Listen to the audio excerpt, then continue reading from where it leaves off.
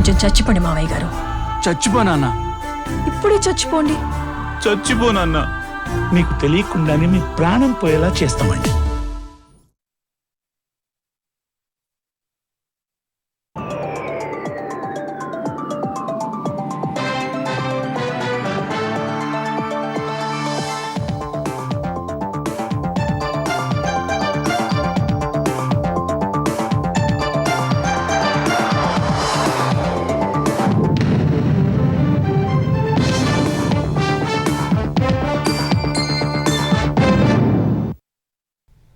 నమస్కారం, ఈటీవీ న్యూస్కి స్వాగతం. ఈనాటి ముఖ్యాంశాలు. తెలంగాణలో పంచాయతీ ఎన్నికల రిజర్వేషన్లపై విధి విధానాలు విడుదల. రేపటిలోపు ఖరారు చేసేందుకు అధికారుల కసరత్తు.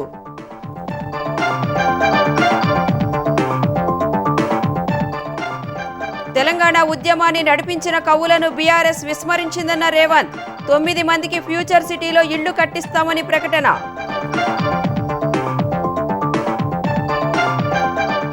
తెలంగాణ డీజీపీ సమక్షంలో లొంగిపోయిన 37 మంది మావోయిస్టులు.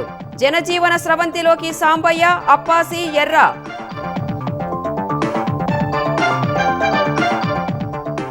ఆరు నెలల్లో అమరావతి రైతుల సమస్యలు పరిష్కరిస్తామన్న త్రిసభ్య కమిటీ. వచ్చే జూన్ నాటికి మౌలిక వసతులు అభివృద్ధికి హామీ.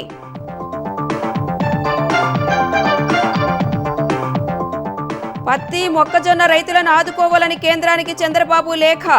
అరటి మార్కెట్పై నిరంతర పర్యవేక్షణకు ఆదేశాలు. పుట్టపర్తిలో సత్యసాయి శత జయంతి ఉత్సవాల్లో పాల్గొన్న రాష్ట్రపతి. అశేష మందికి సన్మార్గంలో నడిచే మార్గం చూపారని వ్యాఖ్య. ఢిల్లీ పేలుడు ఘటనపై దర్యాప్తులో బహిర్గతమైన మరిన్ని అంశాలు. దేశవ్యాప్త దాడులకు కుట్ర పన్నిన వైట్ కాలర్ టెర్రర్ మాడ్యూల్.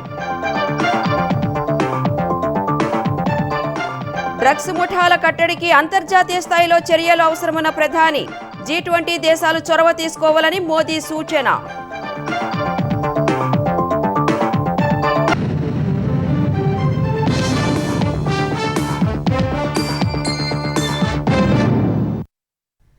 తెలంగాణలో గ్రామ పంచాయతీ ఎన్నికల రిజర్వేషన్ల ఖరారు ప్రక్రియ కొనసాగుతోంది. సర్పంచ్, వార్డు సభ్యుల రిజర్వేషన్ల మార్గదర్శకాలపై పంచాయతీరాజ్ శాఖ ఉత్తర్వులు జారీ చేసింది. బీసీ, ఎస్సీ, ఎస్టీలకు 50% మించకుండా రిజర్వ్ చేయాలని ఉత్తర్వుల్లో పేర్కొంది.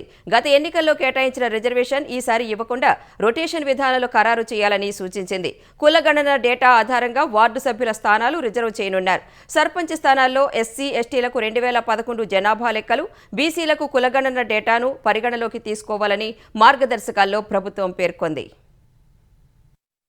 తెలంగాణలో గ్రామ పంచాయతీ ఎన్నికలకు ప్రభుత్వ ప్రక్రియ కొలిక్కి వస్తుంది. సర్పంచులు, వార్డు సభ్యుల రిజర్వేషన్ల ప్రక్రియను జిల్లా యంత్రాంగం చురుగ్గా చేస్తుంది. ఈ రాత్రి లేదా రేపటి వరకు రిజర్వేషన్ల ప్రక్రియ పూర్తి కానుంది. డెడికేటెడ్ కమిషన్ సిఫార్సులకు అనుగుణంగా పంచాయతీరాజ్ శాఖ రిజర్వేషన్ల ఖరారు చేసే విధానంపై జీవో 46 విడుదల చేసింది. ఈసారి రొటేషన్ పద్ధతిని అనుసరించాలని అధికారులకు ప్రభుత్వం స్పష్టం చేసింది. 2019 ఎన్నికల్లో ఉన్న రిజర్వేషన్ ఈసారి రాకుండా రొటేషన్ పద్ధతిని అనుసరించాలని సూచిస్తుంది. ఈ విధానంలో గత ఎన్నికల్లో మహిళలకు రిజర్వు చేసిన స్థానాన్ని ఈసారి మహిళలకు కేటాయించరాదని తెలిపింది. వార్డు సభ్యులను ఎంపీడీఓలు, సర్పంచి పదవులను ఆర్డీఓలు రిజర్వు చేస్తారు. కులగణన డేటా ఆధారంగా వార్డు సభ్యుల స్థానాలు రిజర్వు చేయనున్నారు. గత ఎన్నికల తర్వాత ఏర్పడిన పంచాయతీల్లో కొత్తగా రిజర్వేషన్లు ప్రకటిస్తారు. గతంలో రిజర్వేషన్లు ఖరారు చేసినప్పటికీ ఏదైనా కారణంతో ఎన్నికలు జరగకపోతే పాత రిజర్వేషన్తోనే ఈసారి ఎన్నిక నిర్వహించాలని మార్గదర్శకాల్లో ప్రభుత్వం పేర్కొంది. సర్పంచి స్థానాలను 2011 జనాభా లెక్కల ఆధారంగా ఎస్సీ,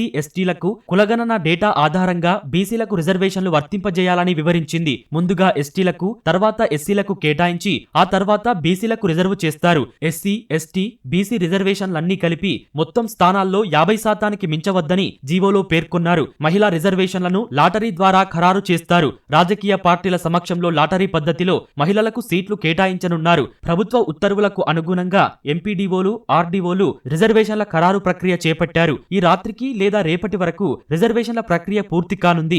జిల్లాల నుంచి రిజర్వేషన్ల వివరాలు రాగానే పంచాయతీరాజ్ శాఖ గెజెట్ నోటిఫికేషన్ ఇస్తుంది. ఆ వెంటనే రాష్ట్ర ఎన్నికల సంఘానికి సమర్పించనుంది.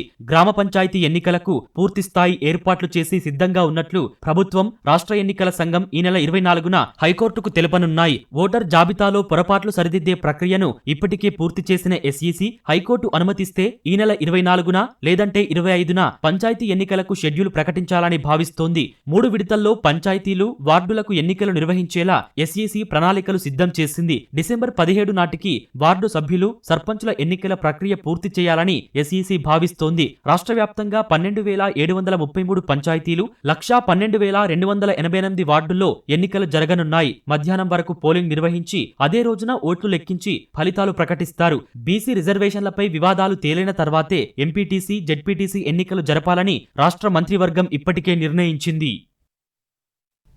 రిజర్వేషన్ల ఖరారుపై జీవో నెంబర్ 46 విడుదల చేసి కాంగ్రెస్ ప్రభుత్వం బీసీలను మోసం చేసిందని బీసీ సంక్షేమ సంఘం జాతీయ అధ్యక్షుడు ఆర్ కృష్ణయ్య మండిపడ్డారు. ఎస్సీ, ఎస్టీ, బీసీలకు కలిపి 50% రిజర్వేషన్లు కొనసాగిస్తూ స్థానిక సంస్థల ఎన్నికలు నిర్వహించడానికి మార్గదర్శకాలను విడుదల చేయడం దారుణమన్నారు. బీసీలను దగా చేసే జీవో 46ను ఉపసంహరించుకోవాలని డిమాండ్ చేశారు. లేదంటే అన్ని బీసీ సంఘాలతో సమావేశమై పెద్ద ఎత్తున ఆందోళనలు చేపడతామని హెచ్చరించారు. బీసీల రిజర్వేషన్లపై హైకోర్టులో వాదనలు కొనసాగించడానికి గడువు ఉన్నప్పటికీ ప్రభుత్వం ముందుగానే చేతులెత్తేసి జీవోను ఎందుకు విడుదల చేసిందని ప్రశ్నించారు. రాష్ట్ర ప్రభుత్వం ఇప్పటికైనా ఎన్నికలను వాయిదా వేసి కోర్టులో తీర్పు వచ్చేంత వరకు ఆగాలని కోరారు. ప్రతి గ్రామంలో ఇదే చర్చ ఉన్నది. ఈరోజు 42 అని చెప్పి మా నోట్ల మన్ను కొట్టి బీసీలకు 22% తగ్గిస్తారా? వీళ్ళది మాటనా కాదా? వీళ్ళది నోరా కాదా? ప్రామిస్ చేసినప్పుడు, వాగ్దానం చేసినప్పుడు వాగ్దానాన్ని అమలు చేసే బాధ్యత ప్రభుత్వం మీద ఉంటుంది. మీరు పార్టీలతో రాజకీయాలు చేయాలి, బీసీలతో రాజకీయాలు చేయొద్దని ప్రభుత్వాన్ని తెలుస్తున్నా. ప్రత్యేక తెలంగాణ సాధనలో కవులు, కళాకారుల పాత్ర కీలకమని, వారికి తగిన ప్రాధాన్యం ఇవ్వడం ప్రభుత్వ బాధ్యత అని ముఖ్యమంత్రి రేవంత్ రెడ్డి అన్నారు. హైదరాబాద్ రవీంద్ర భారతిలో జరిగిన కవి అందశ్రీ సంతాప సభకు హాజరైన రేవంత్ రెడ్డి ఆయనకు నివాళి అర్పించారు. పీసీసీ అధ్యక్షుడు మహేష్ కుమార్, మంత్రులు, పలువురు ప్రముఖులు హాజరైన ఈ సభలో తెలంగాణ సాధనలో అందశ్రీ సేవలను స్మరించుకున్నారు. తన పాటలతో ప్రజల్లో ఆయన నింపిన ధైర్యం అనిర్వచనీయమని కొనియాడారు. కవులు, కళాకారులకు ప్రజా ప్రభుత్వంలో పెద్దపీట వేసి అండగా ఉంటామని ముఖ్యమంత్రి చెప్పారు. ఉద్యమంలో అంతా పాడిన పాట, ప్రజలు మెచ్చిన పాటనే తెలంగాణ గీతంగా ప్రకటించామన్న రేవంత్ రెడ్డి, తెలంగాణ ఉద్యమంలో తమ కలంతో గడీలను కూల్చిన 9 మంది కవులకు ఫ్యూచర్ సిటీలో 300 గజాల స్థలంలో ఇళ్లు కట్టించి ఇస్తామని ప్రకటించారు. దేశవ్యాప్తంగా ఎస్సీ వర్గీకరణ అమలు చేసిన మొదటి రాష్ట్రం తెలంగాణ మాత్రమేనని చెప్పిన రేవంత్ రెడ్డి, దళితులంతా గొప్ప స్థాయికి ఎదగాలని ఆకాంక్షించారు. కవి రాసే పెన్నుల మీద మన్ను కప్పితే అవి గన్నులై మొలకెత్తుతాయి, మీ గడీలను కుప్ప కూలుస్తాయన్న నినాదాన్ని నిజాన్ని చేసిండు అందశ్రీ. 10 సంవత్సరాలు మూగబోయి ఉండొచ్చు మీ ఉద్దేశంలో, కానీ తెలంగాణ ప్రజల గుండెల్లో నిత్యం గానమై జయ జయ హే తెలంగాణ జనాలు పాడుకున్నారు. తెలంగాణ ప్రజలు పాడుకున్నది, 4 కోట్ల తెలంగాణ ప్రజలు కోరుకున్న జయ జయ హే తెలంగాణ రాష్ట్రీయ గీతంగా ప్రకటించడమే కాకుండా ఈనాడు చదువుకునే ప్రతి బడిలో పాడాలి, చదువులు చెప్పే ప్రతి పుస్తకంలో రాయాలి అని ఈ ప్రభుత్వం ప్రజా ప్రభుత్వం కాబట్టి నిర్ణయం తీసుకొని ఈనాడు పాఠ్య పుస్తకాలలో మొదటి అంశంగా జయ జయ హే తెలంగాణను చేర్చడం జరిగింది. సుప్రీంకోర్టు తాజా తీర్పునకు అనుగుణంగా గౌరవెల్లి, డిండి, సీతమ్మ సాగర్ ప్రాజెక్టులకు పర్యావరణ అనుమతుల కోసం కేంద్రాన్ని కోరాలని తెలంగాణ సాగునీటి శాఖ నిర్ణయించింది. వచ్చే 3 ఏళ్లలో ప్రాధాన్యత ప్రకారం పూర్తి చేయాల్సిన ప్రాజెక్టులపై దృష్టి సారించిన నీటిపారుదల శాఖ అందుకు అనుగుణంగా మంత్రివర్గ సమావేశానికి నివేదిక ఇవ్వాలని నిర్ణయించింది. అందుకు సంబంధించిన అంశాలపై ఉన్నతాధికారులు, ఇంజనీర్లతో మంత్రి ఉత్తమ్ కుమార్ రెడ్డి సమీక్ష నిర్వహించారు. మరో మంత్రి పొన్నం హాజరైన ఈ భేటీలో సాగునీటి ప్రాజెక్టులపై గడిచిన 2 ఏళ్లలో చేసిన ఖర్చు, రానున్న 3 ఏళ్ల బడ్జెట్పై చర్చించారు. ఎన్డీఎస్ఏ నిపుణుల కమిటీ సిఫార్సుల ఆధారంగా ఐఐటి చెన్నై నుంచి అవసరమైన సాంకేతిక సహకారంతో కాళేశ్వరం ఆనకట్టల పునరుద్ధరణ పనులు మొదలు పెట్టాలని నిర్ణయించినట్టు భేటీ తర్వాత ఉత్తమ్ తెలిపారు. తుమ్మిడిహట్టి వద్ద ఆనకట్ట ఎత్తుపై మహారాష్ట్రతో చర్చించాలని నిర్ణయించినట్టు వెల్లడించారు. గౌరవెల్లి ప్రాజెక్ట్ కానీ, పాలమూరు రంగారెడ్డిలో కొన్ని పార్ట్స్ కానీ, డిండి కానీ, సీతమ్మ సాగర్ ప్రాజెక్టులు ఇవన్నీ కూడా సుప్రీంకోర్టు పోయిన వారం ఇచ్చిన తీర్పుకి అనుగుణంగా మేము తిరిగి కేంద్ర ప్రభుత్వంలో ఎన్వైరన్మెంట్ మినిస్ట్రీకి పోయి ఆయా పర్యావరణ అనుమతుల కోసం ఏ విధంగా ముందుకు పోవాలని చెప్పి చర్చ చేసుకొని కొన్ని నిర్ణయాలు తీసుకోవడం జరిగింది. ఎన్డీఎస్ఏ రిపోర్ట్ ఆధారంగా మేడిగడ్డ అన్నారం సుందిల్ల బ్యారేజ్ పునరుద్ధరించడానికి ఐఐటి చెన్నై వాళ్ళ సహాయంతో ఆ ప్లాన్ ఆఫ్ యాక్షన్ కూడా ఈరోజు చర్చించడం జరిగింది. తుమ్మడియట్టి ప్రాజెక్టు 80 టీఎంసీలు వాడుకోవాలి. తుమ్మడియట్టి నుంచి మరి ఎంత హైటు మహారాష్ట్ర ప్రభుత్వాన్ని ఏమడగాలి, డీటెయిల్ ప్రాజెక్ట్ రిపోర్ట్ ప్రిపరేషన్ సుదీర్ఘంగా చర్చించడం జరిగింది. రాజధాని రైతుల సమస్యల్ని 6 నెలల్లో పరిష్కరిస్తామని త్రిసభ్య కమిటీ హామీ ఇచ్చింది. రైతులు లేవనెత్తిన ముఖ్యమైన అంశాలను నిర్దిష్ట కాల పరిమితితో పరిష్కరిస్తామని హామీ ఇచ్చింది. సమాచార లోపం కారణంగా రైతుల్లో అపోహలు పెరిగాయని, ఇకపై అంతరం లేకుండా చూస్తామని తెలిపింది. రాజధాని గ్రామాల్లో అభివృద్ధి పనులు అతి త్వరలో పట్టాలెక్కనున్నాయని వెల్లడించింది.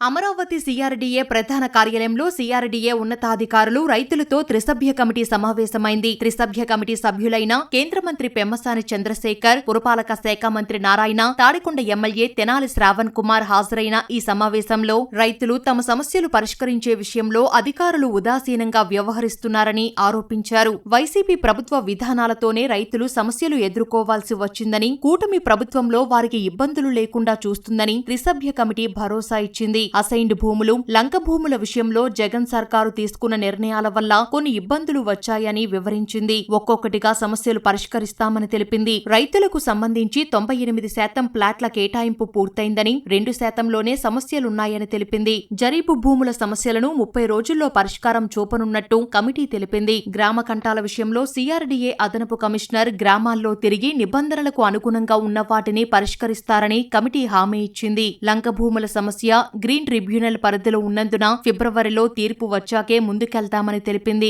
2 వారాలకోసారి సమావేశమై సమస్యలు పరిష్కరిస్తామని హామీ ఇచ్చింది. ఒకరిద్దరు చెప్పే మాటలను నమ్మవద్దని రైతులను కోరిన కమిటీ రాజధాని గ్రామాల్లో అభివృద్ధి పనులకు 20 రోజుల్లో డీపీఆర్ సిద్ధమవుతుందని తెలిపింది. రాబోయే 15 ఏళ్లలో జనాభా పెరుగుదల అంచనాల ప్రకారం మౌలిక వసతులు కల్పించడానికి కృషి చేస్తున్నట్టు చెప్పారు. వచ్చే జూన్ నాటికి తాగునీరు, డ్రైన్ల నిర్మాణం పూర్తి చేస్తామని తెలిపింది.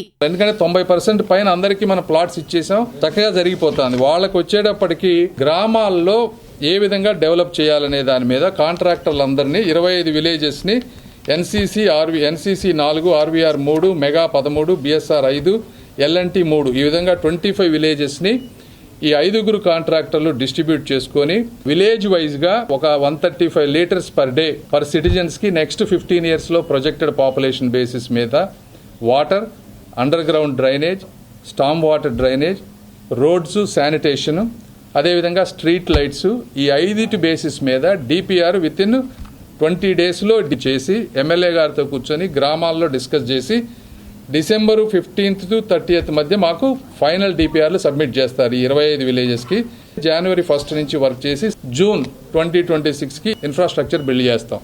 రాజధాని ప్రాంతంలోని లేఅవుట్లలో సరిహద్దు రాళ్లు వేయాలని అధికారులకు సూచించినట్లు కమిటీ తెలిపింది. ఇలాంటి సమావేశాలు తరచూ నిర్వహించి రైతుల సమస్యలన్నీ పరిష్కరిస్తామని కమిటీ తెలిపింది.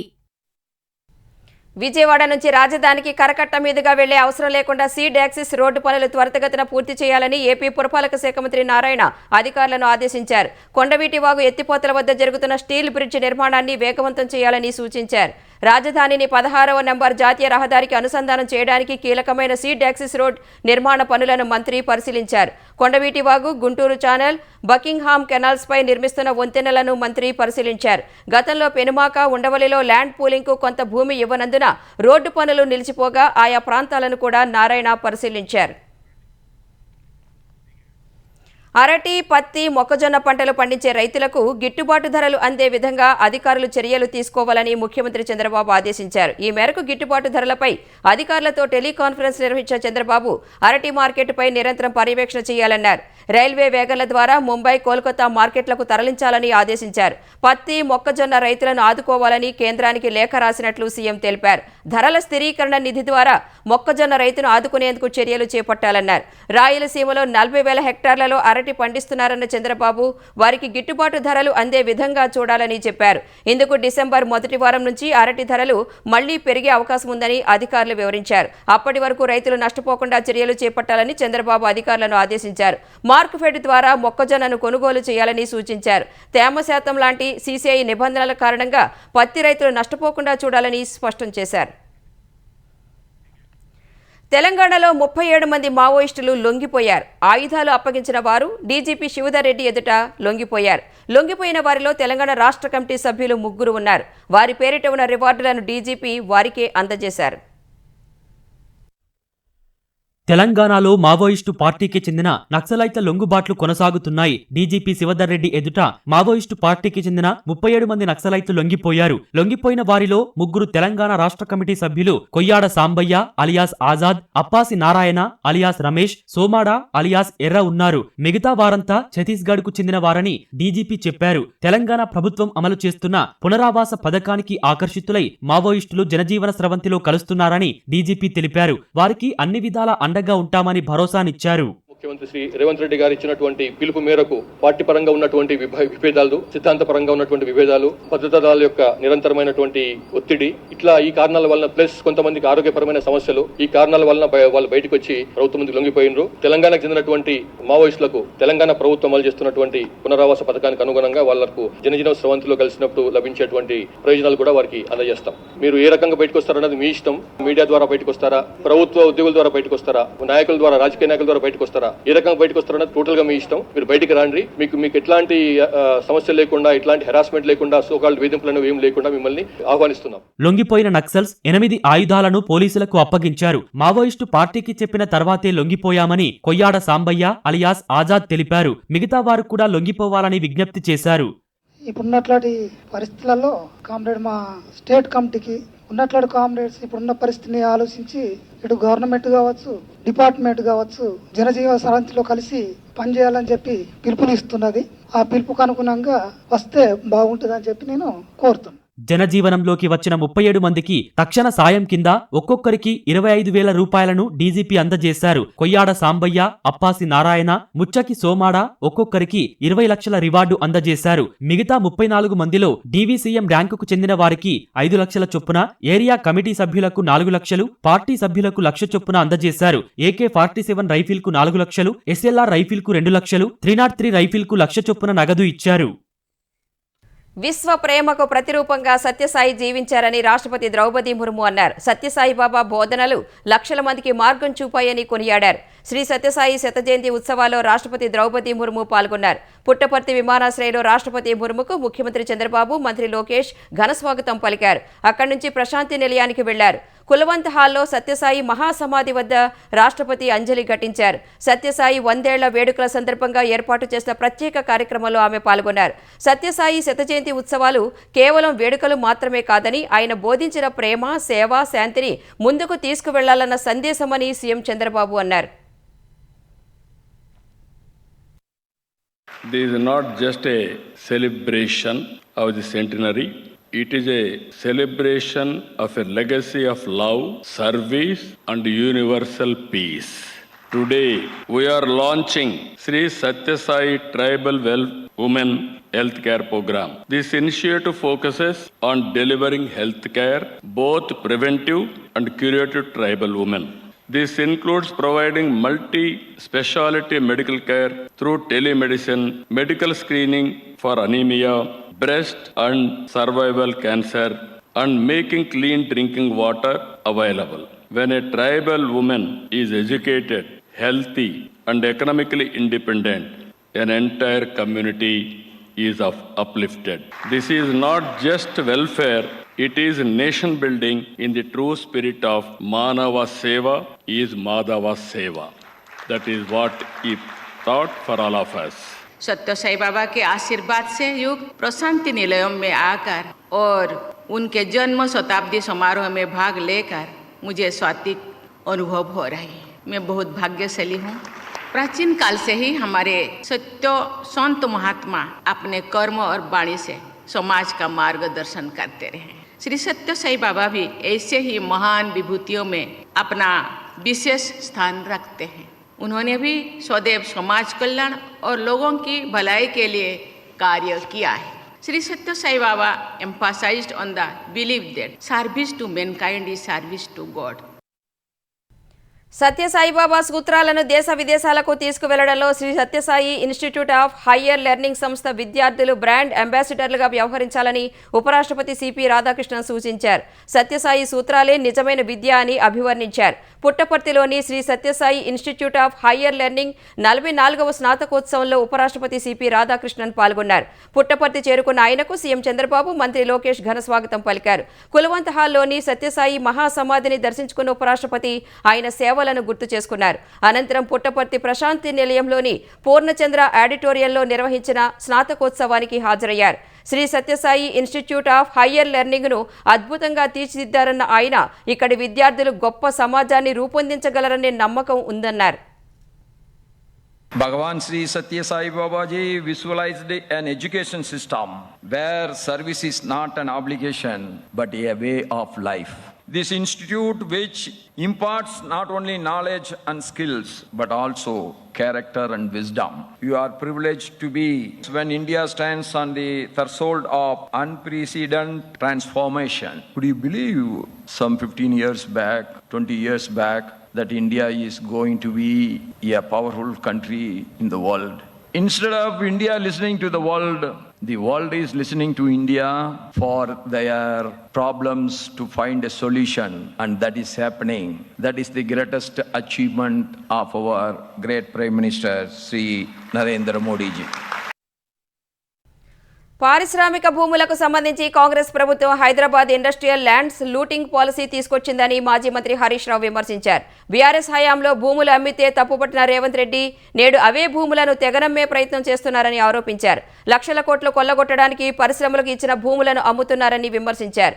రిజిస్ట్రేషన్ ధరలో 30% కడితే 4-5 వేల కోట్ల ఆదాయం వస్తుందని మంత్రి శ్రీధర్ బాబు చెప్పారని, 5 లక్షల కోట్లు రావాల్సిన చోట 5 వేల కోట్లు రావడం వెనుక ఉన్న మతలబేంటని ప్రశ్నించారు. అసెంబ్లీలో కనీసం చర్చించకుండా రాత్రికి రాత్రి నిర్ణయం తీసుకుని ఖజానాకు తీరని నష్టం చేస్తున్నారని మండిపడ్డారు. 9,292 ఎకరాలు కాదు 4,740 ఎకరాలు మాత్రమే ఉన్నాయని మంత్రి బుకాయించే ప్రయత్నం చేశారని, ఈ విషయంలో శ్రీధర్ బాబు బహిరంగ చర్చకు సిద్ధమా అని హరీష్ రావు అన్నారు. తెలంగాణకు కొత్తగా పెట్టుబడులు రావొద్దనే లక్ష్యంతోనే బీఆర్ఎస్ పనిచేస్తోందని ఐటీ పరిశ్రమల శాఖ మంత్రి శ్రీధర్ బాబు మండిపడ్డారు. పరిశ్రమల భూ వినియోగ మార్పిడిపై బీఆర్ఎస్ దుష్ప్రచారం చేస్తోందన్నారు. ప్రభుత్వంపై చేసిన ఆరోపణలకు బీఆర్ఎస్ నేత హరీష్ రావు ఆధారాలు బయటపెట్టాలని, లేదంటే క్షమాపణ చెప్పాలని మంత్రి డిమాండ్ చేశారు. అబద్ధాలు ప్రచారం చేయడం కేటీఆర్, హరీష్ రావులకు వెన్నతో పెట్టిన విద్య అన్న శ్రీధర్ బాబు బీఆర్ఎస్ హయాంలో ఇచ్చిన ఫ్రీ హోల్డ్ జీవోల వెనుకున్న లక్షల కోట్ల మతలబేంటో చెప్పాలని నిలదీశారు. ఏ ప్రభుత్వ భూమిని అమ్మకానికి పెట్టలేదన్న అంశాన్ని హరీష్ రావు తెలుసుకోవాలని సూచించారు. 9,292 ఎకరాల ఇండస్ట్రియల్ పార్కుల్లో పరిశ్రమలకు కేటాయించింది కేవలం 4,740 ఎకరాలేనని శ్రీధర్ బాబు స్పష్టం చేశారు. విశ్వసనీయతే పెట్టుబడిగా ఖాతాదారుల విశేష ఆదరాభిమానాలను సంపాదిస్తూ శాఖోపశాఖలుగా విస్తరిస్తున్న ప్రముఖ చిట్ ఫండ్స్ సంస్థ మార్గదర్శి మరో నూతన శాఖను ప్రారంభించింది. Margadarsi chit fund private limited 127వ శాఖను కాకినాడ జిల్లా తునిలో ప్రారంభించారు. Margadarsi managing director CH Sailaja Kiran వర్చువల్గా ఈ శాఖను ప్రారంభించారు. మార్గదర్శి సంస్థ CEO Satyanarayana, vice president Balaramakrishna, general manager Ravindranath, chief manager Krishnamohan, Tuni శాఖ మేనేజర్ పుల్లేశ్వరరావు జ్యోతి ప్రజ్వలన చేశారు. తొలుత ఖాతాదారు దాసరి వెంకట రాజ్ కుమార్ కు రసీదు అందించారు. తునిలో మార్గదర్శి శాఖ ప్రారంభించడంపై ఖాతాదారులు హర్షం వ్యక్తం చేశారు. గత 20 సంవత్సరాల నుంచి మార్గదర్శిలో నేను నెంబర్నే. ప్రతిసారి మాకు తోడుగా అన్ని రకాలు మార్గదర్శి ఉంటుంది. మాకు వ్యాపారానికి అన్ని సపోర్ట్గా మాకు మార్గదర్శి ఉంటుంది. గత నాకు 15 సంవత్సరాలుగా నాకు మార్గదర్శితో అనుబంధం ఉంది. ఆ నమ్మకమైన సంస్థల్లో ఇదొక మంచి సంస్థ. నిలకడగా నిలబడి మొత్తం అందరికి కూడా ప్రజలకు సేవలు అందించడంలో మార్గదర్శి మొట్టమొదటి స్థానంలో ఉందని నేను నమ్ముతున్నాను. మనం బయట చాలా చోట్ల చీట్లు వేస్తారండి. దానికి మన మార్గదర్శికి డిఫరెన్స్ ఏంటి అంటే అది సేఫ్టీ ఉండదండి. మనం రూపాయి కష్టపడి కూడబెట్టి ఎవరికో ఇవ్వడం అవుతుంది. అదే ఇలాంటి లైసెన్స్డ్ వాటిల్లో పెడితే మనకి చాలా ఉపయోగపడుతుందండి. నమ్మకం ఉంటుంది, మన డబ్బుకి పూర్తి భద్రత ఉంటుంది. ప్రపంచ అభివృద్ధి పారామితులపై పునరాలోచన అవసరమని ప్రధాని నరేంద్ర మోదీ అన్నారు. డ్రగ్స్ ముఠాలను కట్టడి చేయడానికి అంతర్జాతీయ ఆరోగ్య ప్రతిస్పందన బృందం ఏర్పాటుకు G20లోని సభ్య దేశాలు చొరవ తీసుకోవాలని కోరారు. దక్షిణాఫ్రికాలోని జోహనెస్బర్గ్లో జరుగుతున్న G20 శిఖరాగ్ర సదస్సులో మాట్లాడిన ప్రధాని ప్రపంచ పురోగతికి ఆఫ్రికా అభివృద్ధి కీలకమని పేర్కొన్నారు. భారత్ ఎల్లప్పుడూ ఆఫ్రికాకు మద్దతుగానే ఉందని తెలిపారు. 2023లో ఢిల్లీలో జరిగిన శిఖరాగ్ర సదస్సులోనే ఆఫ్రికా సమాఖ్యకు G20లో శాశ్వత సభ్యత్వం లభించిందని గుర్తు చేశారు. వచ్చే దశాబ్ద కాలంలో ఆఫ్రికాలో 10 లక్షల మంది సర్టిఫైడ్ ట్రైనర్స్ను తయారు చేసేందుకు కలిసి పనిచేద్దామని పిలుపునిచ్చారు. ఢిల్లీ పేలుడు ఘటనలో మరో కీలక విషయం వెలుగులోకి వచ్చింది. దేశవ్యాప్తంగా అనేక నగరాల్లో పేలుళ్లు జరిపేందుకు వైట్ కాలర్ టెర్రర్ మాడ్యూల్ కుట్ర పన్నినట్లు తెలిసింది. ఇందుకు 2023లోనే ప్రణాళిక చేసినట్లు నిందితుడు ముజమిల్ షకీల్ విచారణలో అంగీకరించినట్లు సమాచారం. 2 ఏళ్లుగా పేలుడు పదార్థాలు తయారు చేసేందుకు రసాయనాలు, పరికరాలను సేకరించామని అతడు చెప్పినట్లు తెలుస్తోంది. పేలుడు పదార్థాల తయారీకి వైట్ కాలర్ టెర్రర్ మాడ్యూల్లోని సభ్యులు 26 లక్షలు సమకూర్చారని ఓ అధికారి తెలిపారు. ఈ మొత్తం నుంచి హర్యానాలోని గురుగ్రామ్ నూహ్లో 3 లక్షల రూపాయలకు 26 క్వింటాళ్ల NPK ఎరువులను ముజమిల్ కొనుగోలు చేసినట్లు ఆ అధికారి తెలిపారు. ఫరీదాబాద్లోని వేర్వేరు మార్కెట్ల నుంచి ఎలక్ట్రానిక్ పరికరాలను సేకరించాడని వెల్లడించారు. ఢిల్లీ పేలుడులో చనిపోయిన ఉమర్ ఎరువుల ప్రాసెసింగ్ను చేపట్టినట్లు తెలిసింది. 6.5 లక్షల రూపాయలతో AK-47 రైఫిల్ను కొనుగోలు చేసినట్లు ముజమిల్ విచారణలో ఒప్పుకున్నట్లు తెలిసింది.